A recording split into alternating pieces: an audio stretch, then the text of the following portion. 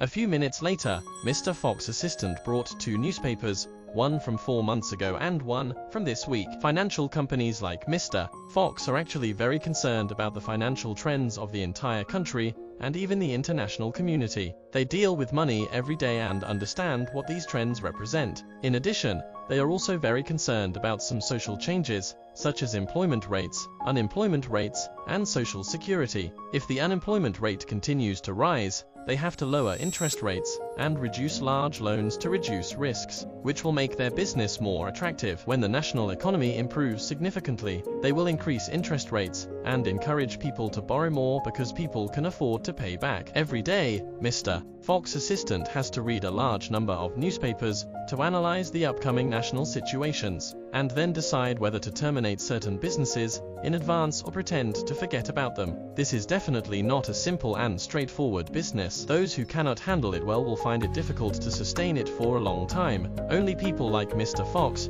can manage such a business in the long term. That's why he spent a lot of money to hire a college student to assist him. He sees it as a career, not just a way to make quick money. After opening the newspaper, Rich flipped through it for about 10 minutes. Mr. Fox didn't interrupt him, and even had coffee and cigarettes brought to him. He had a faint sense of anticipation. This ordinary person named Rich would surely give him a surprise. This is not a baseless guess. It's something he observed. An ordinary person like Rich couldn't possibly remain calm when invited, let alone maintain eye contact when he revealed his intent to kill. He's not an ordinary kid. Rich is only 20 years old, considering Mr. Fox's age. After about 10 minutes, Rich outlined some lines with his pen and then placed both newspapers in front of Mr. Fox. I've underlined the parts that you need to read so that you can see them more clearly. Mr. Fox and his assistant looked at them seriously. After reading them several times, they still had no clue. It was all information about real estate agents, and they didn't find anything significant. Mr. Fox was puzzled. I don't know what these represent. Do they have any special meaning? Rich was not impatient at all. He was patient because he faced an excellent client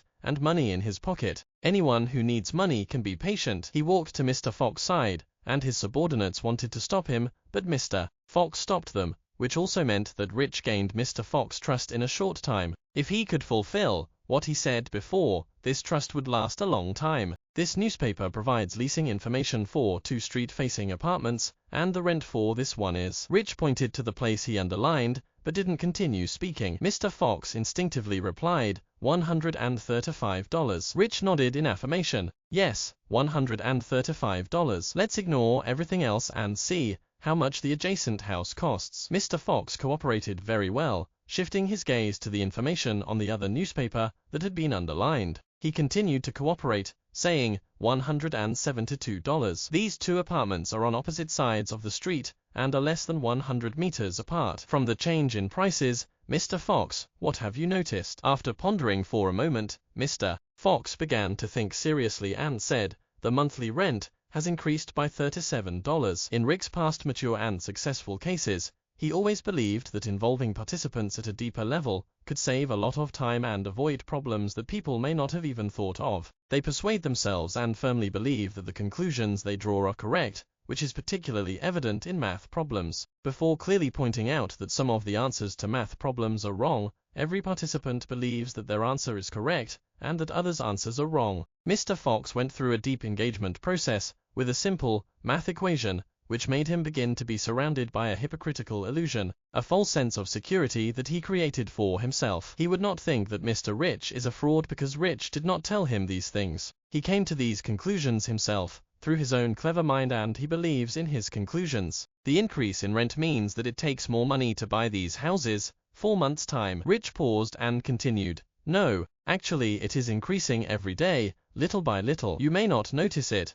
but it is indeed changing. Do you agree, Mr. Fox? Mr. Fox nodded his head. So what does this have to do with our previous business? Of course it does, Mr. Fox. These houses are still there. They do not change with the passage of time, like adding a few bricks or removing a few tiles. What it looked like when it was built and what it looks like now, it hasn't changed. It is constant, but the price has changed. What does that mean? Before Mr. Fox had time to think, Rich gave the answer because Mr. Fox would not have come up with it himself. What he did was guide people to the corners that he needed them to discover at the right time, rather than encouraging them to think divergently. If the value of something has not changed, but it changes during the payment process, it can only be said that the value of the thing used for comparison has changed. In other words, in the past 4 months, the currency in our hands. Rich didn't know when he took out a coin from his pocket and held it between his thumb and index finger. He flicked it lightly, producing a slightly secretive but audible metal tremor that attracted the attention of Mr. Fox, his assistant, and the nearby bodyguard. Their gaze fell on the flying coin. Confidently, Rich said, "It has been depreciating, and it has depreciated by about 22 to 25% in the past 4 months, Mr. Fox." Mr. Fox's attention shifted from the 5-cent coin lying motionless on the newspaper, and he began to seriously contemplate Rick's words, looking towards his assistant. The assistant felt somewhat awkward. He wasn't studying finance, he was studying management. If it weren't for Mr. Fox's higher salary on this side, if it weren't for the fact that Mr. Fox was his father, he wouldn't be here. He felt that Rick's words weren't quite right, but he also felt that there were no obvious mistakes in what he said. In this process, Rich used gold for a second round of examples and instilled the concepts of depreciation and currency is also a commodity into the people in the room. He didn't lie because these things were true. There was nothing wrong with his examples, and he even brought up the fact that 10 years ago people could buy a newspaper for 5 cents, but now they need 50 cents. The newspaper is still a newspaper, whether it's ink or paper. The production process and flow haven't changed much. It's not that the newspaper has become expensive, but that the money has depreciated. Mr. Fox gradually began to understand and suddenly felt a bit horrified. He changed his sitting position a bit,